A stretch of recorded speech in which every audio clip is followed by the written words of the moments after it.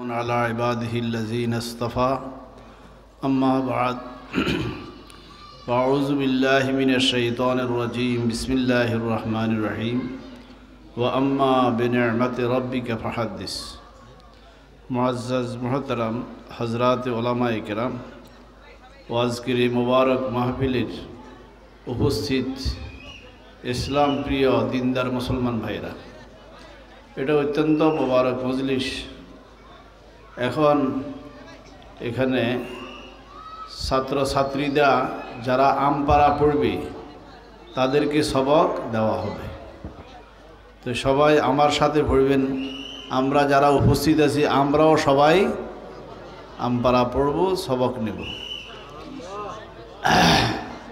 এই জন্য কোরআনের যেখানে তেলাওয়াত হয় সেখানে কোনো শব্দ কোনো কিছু কথা বলা এটা জায়েজ নেই। বিলকুল চুপচাপ থাকা একাগ্র চিত্তে কোরআনকে শ্রবণ করা লাগে। এই জন্য আপনারা আমার সাথে পড়েন। আর যারা ছাত্রীরা আসো, ছাত্ররা আসো, যারা সবক নিবা, তোমরাও আমপারা খুলে বসে আসো, তোমরাও আমার সাথে সাথে পড়ো। আউযু বিল্লাহি মিনাশ শাইতানির রাজীম।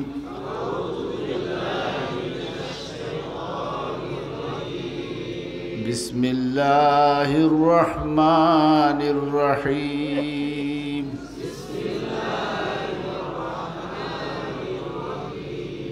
আলহামদুলিল্লাহি রাব্বিল আলামিন।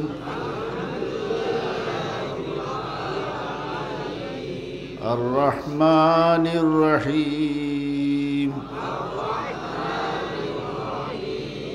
مالك يوم الدين إياك نعبد وإياك نستعين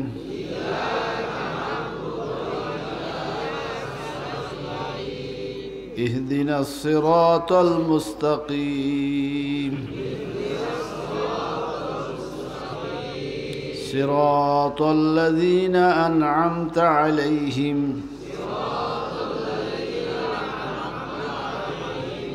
غير المغضوب عليهم ولا الضالين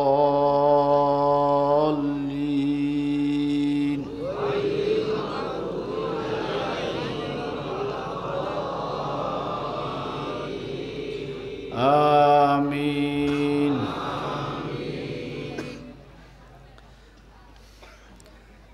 এখন যারা কোরআন শরীফের সবক নিবা তোমরা আমার সাথে সাথে পড়ো, আপনারাও পড়েন। কোরআন শরীফ ও হিফজ, যারা নতুন কোরআন নিতেছে তারা হিফজ নিতেছে, জন্য করে বুঝুন। বিসমিল্লাহির রহমানির রহিম।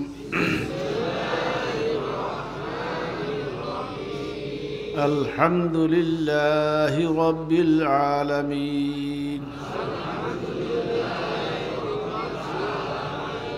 الرحمن الرحيم مالك يوم الدين إياك نعبد وإياك نستعين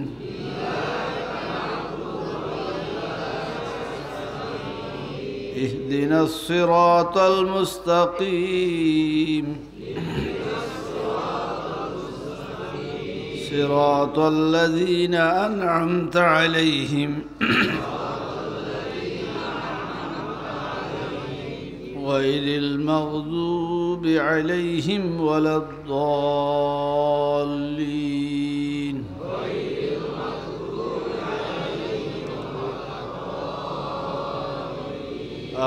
آمين। بسم الله الرحمن الرحيم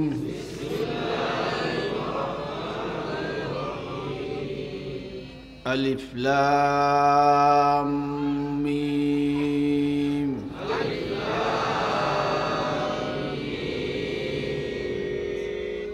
ذلك الكتاب لا ريب فيه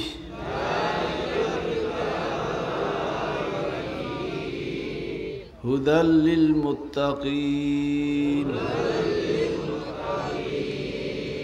الذين يؤمنون بالغيب ويقيمون الصلاة ومما رزقناهم ينفقون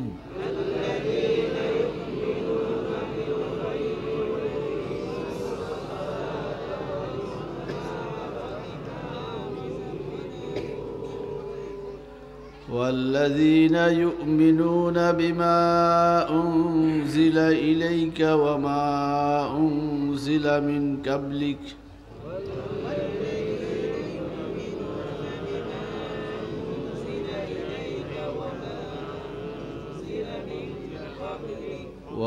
وبالآخرة هم يوقنون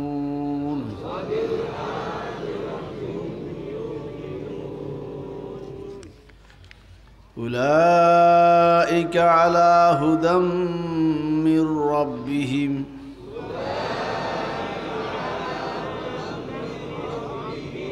وأولئك هم المفلحون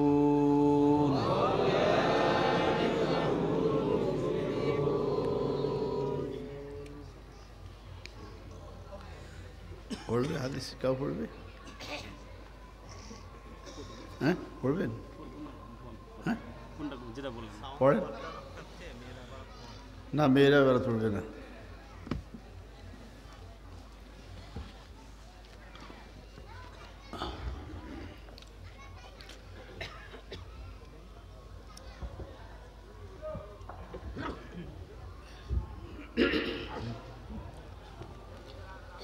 الحمد لله رب العالمين والصلاة والسلام على أشرف الأنبياء والمرسلين وعلى آله وأصحابه أجمعين وعلى من تبعهم بإحسان إلى يوم الدين وبالسند المتصل منا إلى الإمام الهمام الحجة أمير المؤمنين في الحديث في القديم والحديث الحافظ الحجة أبو عبد الله محمد بن إسماعيل بن إبراهيم المغيرة رحمه الله الباري ونفعنا بعلومه وفيوزهم آمين يا رب العالمين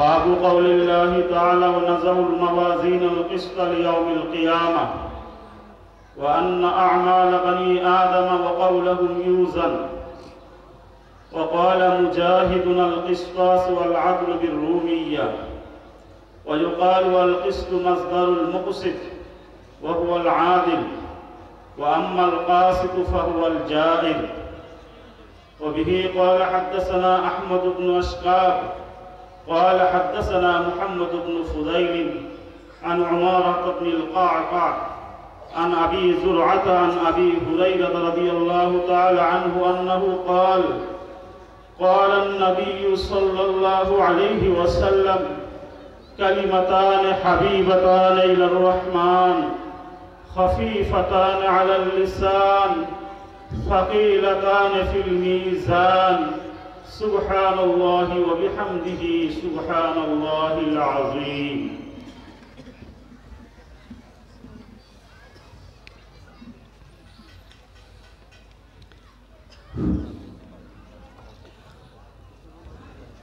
বুখারী শরীফের সর্বশেষ হাদিসটা আপনাদের সামনে পড়া হইল। কোরআন শরীফের পরে যে কিতাবটার স্থান সেটা হইল সহিহুল বুখারী। আমরা যারা সাধারণ ভাইরা আছি কোরআন দেখছি সারা জিন্দেগি, কিন্তু হাদিসের কিতাব দেখার আমাদের অনেকের সুযোগ হয় নাই। আজকে আমার অত্যন্ত প্রিয় ছাত্র মাওলানা খলিলের মাধ্যমে এখানে বুখারী শরীফের সর্বশেষ সবকের পাঠ অনুষ্ঠান। তো সেই হিসাবে আমরা যারা উপস্থিত আছি সাধারণ ভাইরা বুখারী শরীফ দেখতে পাইতেছি, আমাদের সামনে বুখারী শরীফ রাখা।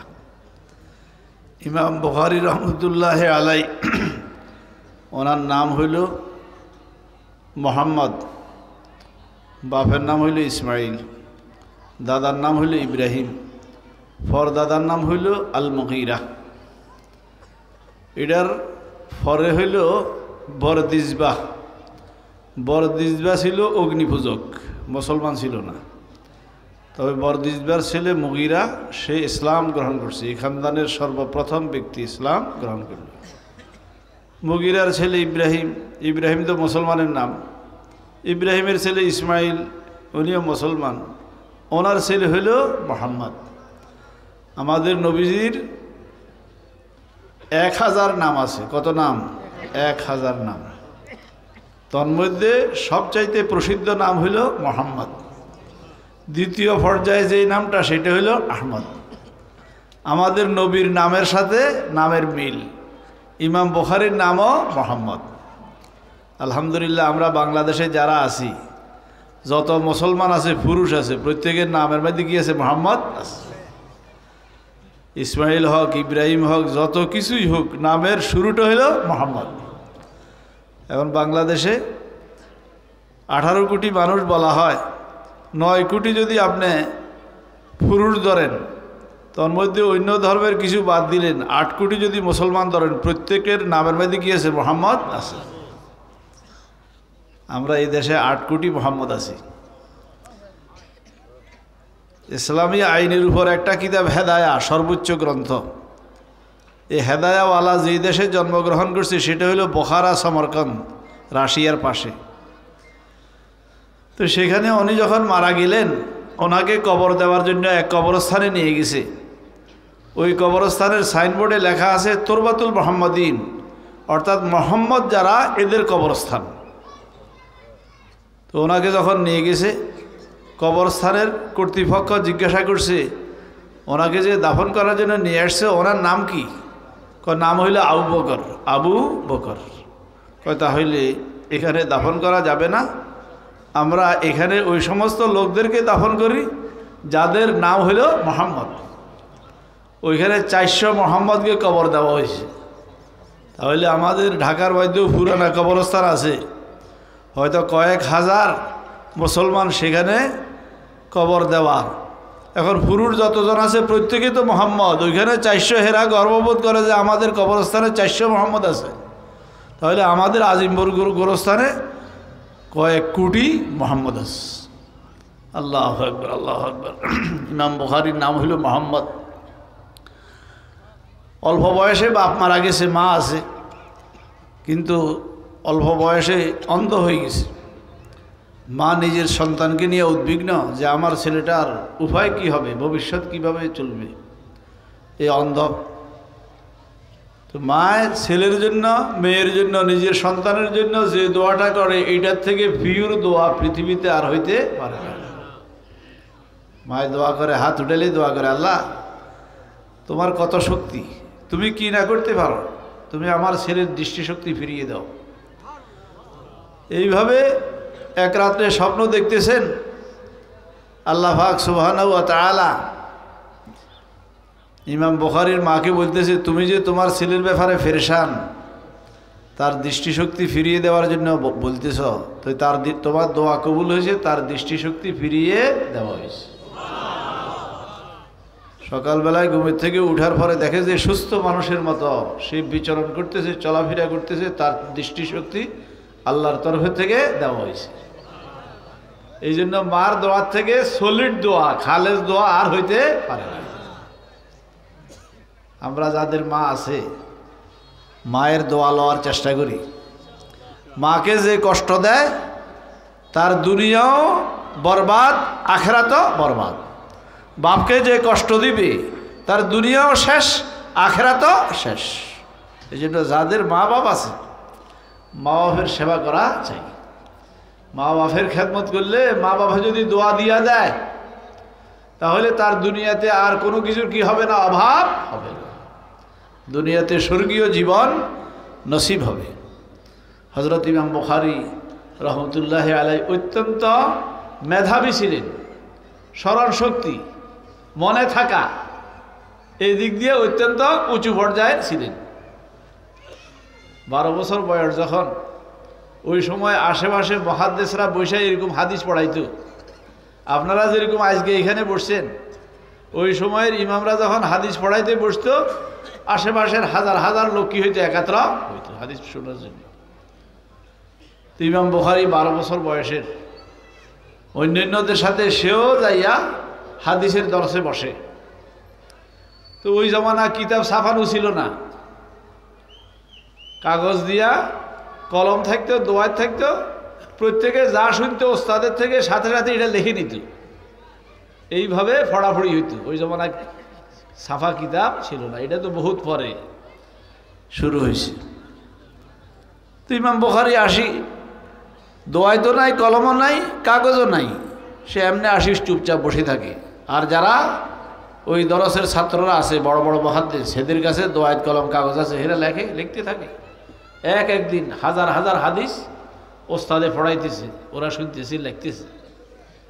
তো 10-12 দিন পরে আশেপাশের সাথী সঙ্গীরা বলে, এই বাচ্চা তুমি এখানে আসি বসে থাকো, চুপচাপ বসে থাকো, অযথা সময় নষ্ট করো, আমরা তো ওস্তাদে যা বলে লিখে ফেলি, তুমি লেখো না, তুমি চুপচাপ বসে থাকো, ব্যাপারটা কি? তখন ইমাম বুখারীর বয়স 12 বছর। ইমাম বুখারী বলে, তাহলে তোমরা এই পর্যন্ত কতদিন ওস্তাদের এখানে হাদিস লিখতেছ? 15-20 দিন তো হবে। কত হাজার? 12-14 হাজার হাদিস। তাহলে আমার থেকে শুনবা, আমার থেকে শুনো। তো উনি মুখস্থ পড়া শুরু করছেন। আশেপাশে যারা খাতার মধ্যে লিখছে, কাগজে লিখছে, ওরা কাগজ নিয়ে বসে রয়েছে যে হাদিসগুলো পড়তেছে ঠিক পড়তেছে কিনা, দেখে যে তার পড়ার মধ্যে কোনো ভুল নাই, তাদের লেখার মধ্যে কি আছে, ভুল আছে। তার মুখের থেকে শুনা শুনা ওরা ভুলগুলাকে কি করতেছে, শুদ্ধ করতেছে। আল্লাহু আকবার। এই দিন যে আমাদের পর্যন্ত আসছে, এমনি আসে নাই। বহু ত্যাগ তিতিক্ষার বিনিময়ে রসুলের দাঁত ভাঙ্গা দিন আমাদের পর্যন্ত আসছে। ওলামায়ে কেরাম কি কষ্টতে করছেন। এই হাদিসের কিতাব, এটার সাথে আর একটা কিতাব আছে এরকম 2 খণ্ড মিলি হইল সহিহ বুখারী। এই 2 খণ্ডের মধ্যে কোনো হাদিস প্রয়োজনের পরিপ্রেক্ষিতে বারবারও উল্লেখ করছেন। আপনারা একটা হাদিস অনেকে জানেন, ইন্নামাল আমালু বিন্নিয়াত, আলেম ওলামাদের থেকে শুনেন। তাহলে এই হাদিসটা ইমাম বুখারী তার এই কিতাবের 6 জায়গায় উল্লেখ করছেন। 6 প্রয়োজনে 6 জায়গায় এই হাদিসটা কি করছেন, উল্লেখ করছেন। কোনো হাদিস 18 বারও উল্লেখ করছেন, কোনো হাদিস তার থেকে আরও বেশি উল্লেখ করছেন। এইভাবে যে বারবার উল্লেখ করছেন, এই বারবার সহকারে হিসাব করলে 2 খণ্ডের মধ্যে 9000 হাদিস আছে। আর এই বারবার বাদ দিলে শুধু একবার করে যদি ধরেন প্রায় 4000 হাদিস আছে। তাহলে 9000 হাদিসের জন্য এত বড় 2 খণ্ড। ইমাম বুখারী 6 লক্ষ হাদিসের হাফেজ ছিলেন। কত লক্ষ হাদিসের? 6 লক্ষ হাদিসের। তাহলে 1 লক্ষ হাদিসের জন্য কত খণ্ড হবে এবার আপনি হিসাব করেন। 2 লক্ষের জন্য কত খণ্ড হবে? 6 লক্ষের জন্য কত খণ্ড হবে? আমার মনে হয় এই 6 লক্ষ হাদিসকে লেখা যদি টাল দেওয়া হয়, কিতাব আকারে এখানে রাখা হয়, পুরা স্টাইজ শামিয়ানা পর্যন্ত ভরে যাবে। এগুলা সব মুখস্থ। হযরত ইমাম মুসলিম আরেকজন, বুখারীর পরে যে কিতাবটার স্থান, উনি 3 লক্ষ হাদিসের হাফেজ। আর ওটা কিতাব আবু দাউদ শরীফ, এখানে উনি 5 লক্ষ হাদিসের হাফেজ। ইমাম নাসাই এরকম লক্ষ লক্ষ হাদিসের হাফেজ। আরও ইমাম 4 মযহাবের 1 মযহাবের ইমাম, হাম্বলি মযহাবের আহমদ ইবনে হাম্বল, উনি 7 লক্ষ হাদিসের হাফেজ। কেউ বলে যে উনি 10 লক্ষ হাদিসের হাফেজ। আর ইয়াহিয়া ইবনে মাঈন, উনিও একজন জবরদস্ত মুহাদ্দিস। ওনার ব্যাপারে বলা হয় উনি 12 লক্ষ হাদিসের হাফেজ। আল্লাহু আকবার। কিন্তু আমরা তো সূরা ফাতিহা, কোরআন শরীফের অর্ধেক পৃষ্ঠায় লেখা আছে, অনেকে সূরা ফাতিহাও মুখস্থ পারি না, আলাম তারাটাও মুখস্থ পারি না, আলাম তারার ওই দিকে অনেকে পারিয়ে না, পড়তে জানি না। তাহলে হেরা কীরকম ছিল, কত কষ্ট কইরা এই কোরআনকে আমাদের পর্যন্ত পৌঁছাইছে, কত কষ্ট কইরা রসুলের হাদিসগুলোকে আমাদের পর্যন্ত পৌঁছাই দিস। কিয়ামত পর্যন্ত এই দিন ইসলাম, ইন্নাদ-দীনা ইনদাল্লাহিল ইসলাম। তো বলতে চাইছিলাম যে বুখারী শরীফ, ইমাম বুখারী এই কিতাবটা লেখার জন্য যখন মনস্থির করলেন, তখন উনি লেখা শুরু করবেন। প্রত্যেকটা হাদিস এই কিতাবে 6 লক্ষ থেকে বাছাই করে যে হাদিসটাকে এই কিতাবে লিখবেন, এটার জন্য উনি 2 রাকাত নামাজ পড়ছেন। এর আগে গোসল করছেন, গোসল করে 2 রাকাত নামাজ পড়ছেন, 2 রাকাত নামাজ পড়ে ইস্তেখারায় বসছেন যে এই হাদিসটা আমার কিতাবে স্থান দেব কিনা। আল্লাহর তরফের থেকে ওনার অন্তরে যখন এই কথা ঢেলে দেওয়া হয়েছে যে হ্যাঁ হাদিসটাকে তুমি লেখো, তখন হাদিসটাকে এখানে লিখছেন। তাহলে প্রত্যেকটা হাদিসের জন্য একবার গোসল, আবার প্রত্যেকটা হাদিসের জন্য 2 রাকাত নামাজ। এখানে যদি 9000 হাদিস থাকে তাহলে 9000 বার শুধু গোসল করছেন। এটা কি আমাদের বাংলাদেশের মতন পর্যাপ্ত পানি ওই দেশে? না, ওই দেশ পাহাড় পর্বতের দেশ, মরুভূমির দেশ, পানি পাওয়াটা অত্যন্ত দুরূহ ব্যাপার। পানির জন্য 7-8 মাইল 10-20 মাইলও অনেক সময় সফর করা লাগে। তাহলে সেই দুষ্প্রাপ্য পানি যেখানে, সেই জায়গার ভিতরে উনি দেখা যায় যে প্রত্যেকটা হাদিসকে কিতাবে স্থান দেওয়ার জন্য গোসল করছেন এবং 2 রাকাত নামাজ পড়ছেন। তাহলে শুধু বুখারী শরীফ লিখতে গিয়া 18,000 রাকাত নামাজ শুধু এটার জন্য। তাহলে যে ব্যক্তি এটার জন্য 18,000 নামাজ, তাহলে হের ফরজ নামাজ কীরকম এহতেমামের সাথে আদায় হয়েছে, হের নওয়াফিল কীরকম, হের অন্যান্য ইবাদত বন্দেগী কীরকম ছিল, এটা সহজে অনুমান করা যায়। আল্লাহু আকবার, আল্লাহু আকবার। ইমাম বুখারী রহমতুল্লাহ 16 বছর সময় লাগাইছেন এই কিতাব লিখতে। কত বছর সময় লাগছে? 16 বছর। কিছু অংশ হয়তো বুখারাতে লিখছেন, কিছু অংশ হয়তো সমরকন্দে লিখছেন, কিছু বাগদাদ সফরে গেছেন সেখানে লিখছেন, কিছু কুফায় গেছেন সেখানে লিখছেন, কিছু মিশরের গেছে সেখানে লিখছেন, কিছু মক্কায় লিখছেন, কিছু মদিনায় লিখছেন। এক পর্যায়ে 16 বছরে কিতাব লেখা যখন সমাপ্ত হয়ে গেছে, তখন কিতাবের মধ্যে তরজুমাতুল বাব লিখবেন। তরজুমাতুল বাব মানে শিরোনাম, একটা শিরোনাম থাকে। নামাজের অধ্যায়, রোজার অধ্যায়, জাকাতের অধ্যায়, হজের অধ্যায়, এরকমভাবে অধ্যায় অধ্যায় থাকে, একটা শিরোনাম থাকে। 2-4টা হাদিসের উপর একটা শিরোনাম, 2-4টা হাদিসের উপর একটা শিরোনাম। এই শিরোনাম লেখার জন্য যখন উনি চিন্তা ভাবনা করছেন, তখন উনি মদিনায় মুকিম হয়ে গেছেন যে এই শিরোনাম লেখাটা অত্যন্ত গুরুত্বপূর্ণ। আমি এদিক সেদিক সফরে থাকলে আমার মনটা থাকবে বিক্ষিপ্ত, শিরোনামটা হক আদায় করে লেখা হবে না, এক জায়গায় আমাকে ধীর স্থির হওয়া লাগবে। উনি মদিনায় মুনাওয়ারায় মুকিম হয়েছেন এবং রাসূলুল্লাহ সাল্লাল্লাহু আলাইহি ওয়াসাল্লাম যে মিম্বরে বসা খুতবা দিতেন এবং রসুলের যে রওজা, মিম্বরে রসুল আর রওজায়ে রসুল, এই দুটোটার মধ্যখানের জায়গাটাকে কিতাবের মধ্যে আসছে রওজাতুম মিন রিয়াজিল জান্নাহ। এটা জান্নাতের বাগান। এটা কিসের বাগান? জান্নাতের বাগান। এই জন্য যারা হজে যায়, ওমরায় যায়, দিনের রাতের মধ্যে একটা সময় এটা সবসময় আবদ্ধ থাকে, ঘেরাও করা থাকে, বেষ্টনী দেওয়া থাকে, লোকজন সচরাচর ঢুকতে পারে না। একটা সময় দেওয়া হয় এখানে ঢুকার জন্য। ওই সময় লোক হুমড়ি খাইয়া পড়ে, ঠেলাঠেলি হয়, বুড়ো টুড়ো হইলে মারা যাওয়ারও অনেক সময় কি থাকে, সম্ভাবনা থাকে। আল্লাহু আকবার। সেখানে প্রত্যেকে যায়, যাইয়া কদ্দুর সময় হইল সেখানে বসে 2 রাকাত নামাজ পড়ে, চেষ্টা করে। কারণ আল্লাহ পাক আমাদেরকে জান্নাতে যে দিবেন, জান্নাতে দিলে জান্নাতের থেকে সে আর বের হবে না। একটা কথা আছে যে কোনো ব্যক্তি কোনো রকমে জান্নাতে যদি যাইতে পারে, জান্নাতের থেকে তাকে আর বহিষ্কার করা হবে না। খালিদিনা ফিহা আবাদা। যারা জান্নাতে যাবে সারা জিন্দেগির জন্য এরা জান্নাতে অবস্থান করবে। এখন আমাদের দেশের তারপরে কি আছে, গণভবন আছে, এই ভবন সেই ভবন আছে কি না সরকারি, একবারে কর্তা ব্যক্তির জন্য, প্রধান ব্যক্তির জন্য। এখন সেখানে কি গ্যারান্টি আছে যে এখানে কেউ ঢুকলে আর জিন্দগিতে বের হবে না? আপনাদের চোখের সামনে, আপনারা ঢাকাবাসী, আপনাদের চোখের সামনে কি হাসর, কি কিয়ামত কায়েম হয়ে গেল। যে ঢুকছিল এটাকে ঢুকার আগে দিয়া 4-5 বছর পর্যন্ত মেরামত করিয়া ওইভাবে তৈয়ার করা হয়েছে।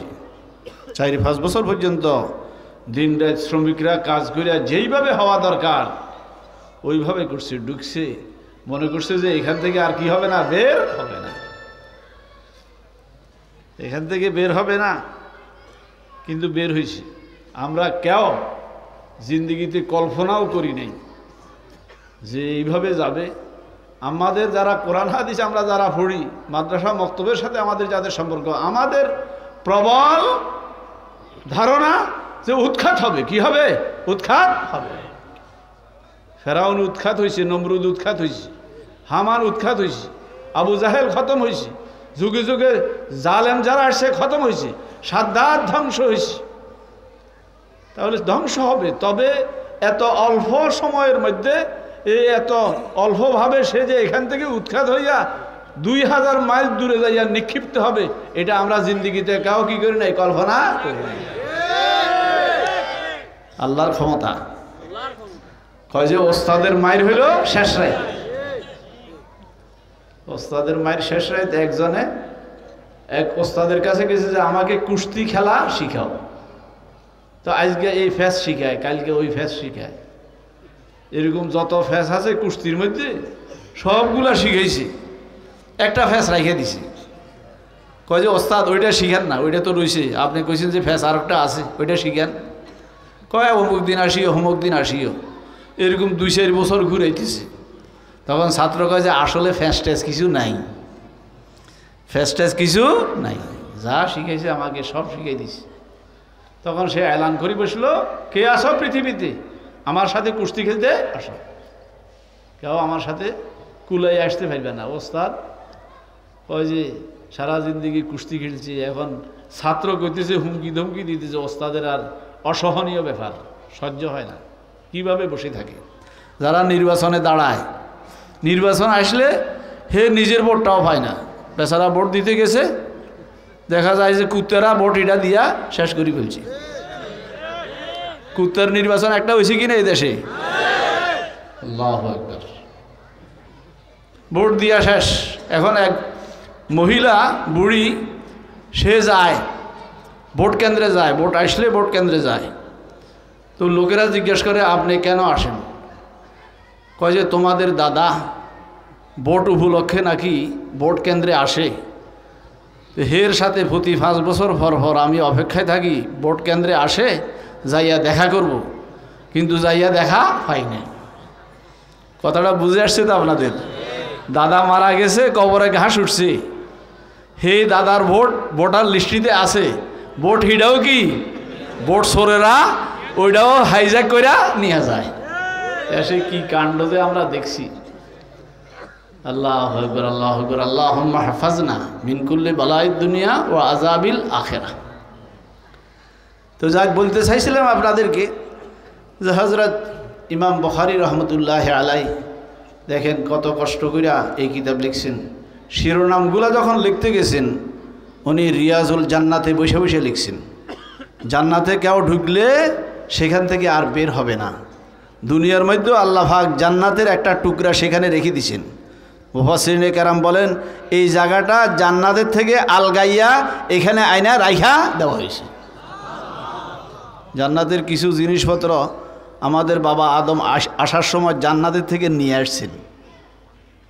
তাফসিরের কিতাবে আছে হজরে আসওয়াদ যেটা চুমা দেয় এটা জান্নাতের থেকে আসছে এই পাথরটা। আবার হজরত মুসার যে লাঠি ছেড়ে দিলে সাফ হয়ে যায়, এই লাঠিটাও বাবা আদম দুনিয়ার থেকে বেহেশত থেকে আসার সময় নিয়ে আসছে।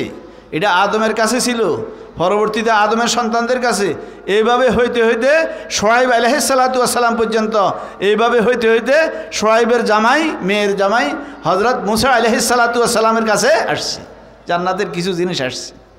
তো এই জায়গাটাকেও জান্নাত থেকে উঠাইয়া এখানে আয়না রাইখা দেওয়া হয়েছে। তাহলে মুফাসসিরিনে কেরাম বলেন, ওলামায়ে কেরাম বলেন, কেউ যদি দুনিয়ার মধ্যে থাকা অবস্থায় কোনোভাবে এই জায়গায় যাইয়া 1 মিনিট 2 মিনিটের জন্য খুঁজতে পারে, আশা করা যায় আল্লাহ পাক তাকে জান্নাত নসিব করবেন, জান্নাতের থেকে মাহরুম রাখবেন না। তাহলে এটা বরকতময় জায়গা। এখানে বসে বসে হজরত ইমাম বুখারী রহমতুল্লাহ মোরাকাবায় বসা যে প্রত্যেকটা 2-4টা হাদিসের উপরে যে অনওয়ানটা হবে, শিরোনাম হবে, তরজুমাতুল বাব হবে, এইগুলাকে লিখছেন। আল্লাহু আকবার, আল্লাহু আকবার। ইমাম বুখারী বড় বুজুর্গ মানুষ, ওনার অনেক কিতাবাদি, কিতাবাদির মধ্যে একটা কিতাব আছে তারিখে কবির, আসমায়ে রিজালের উপর, তারিখে আওসাত, তারিখে সগীর, তিনটা কিতাব আছে। তারিখে কবির যে লিখছে সেটারও একটা ফজিলত। তারিখে কবির নাকি লিখছে যে রাত্রের পূর্ণিমার চাঁদের আলোর মধ্যে বৈশা বৈশা, বাত্তির কোনো কিছু না, ব্যবস্থা ছিল না, আলোর মধ্যে বৈশা বৈশা। হযরত ইমাম বুখারীর অবস্থা অত্যন্ত দারিদ্রতার ভিতর দিয়ে গেছে, অভাব অনটনের ভিতর দিয়ে গেছে। এরকম সময়ও আসছে হুজুরের মধ্যে একলা বসে আছেন, কোনো লোকজন কাছে আসতে দিতেন না, অর্থাৎ লজ্জা ঢাকার মতো কাপড় ছিল না, লজ্জা ঢাকার জন্য কাপড় ছিল না। এবং এরকমও আসছে সময়কে কাজে লাগানোর জন্য উনি রুটি তরকারি খাইতেন না।